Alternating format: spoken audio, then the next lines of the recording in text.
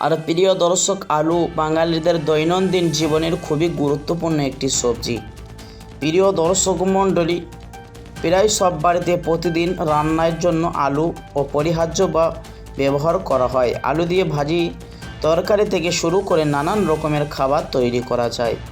তো দর্শক, চলুন আজকে কোন কোন ইউনিটে আলুর দাম কেমন রয়েছে। তো দর্শক, তার আগে আপনাদেরকে অনুরোধ করব ভিডিওটি শেষ পর্যন্ত মনোযোগ সহকারে দেখবেন। আর প্রতিদিন আপনার এলাকার আলুর দরদামের আপডেটগুলি পেতে আমাদের ইউটিউব চ্যানেলটি সাবস্ক্রাইব করে পাশে থাকা বেল বাটনটি অল করে দেবেন।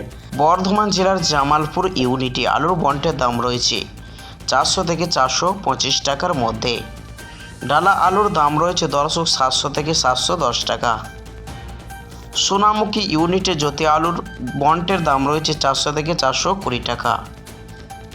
রেডি আলুর দাম রয়েছে দর্শক 600 থেকে 650 টাকা।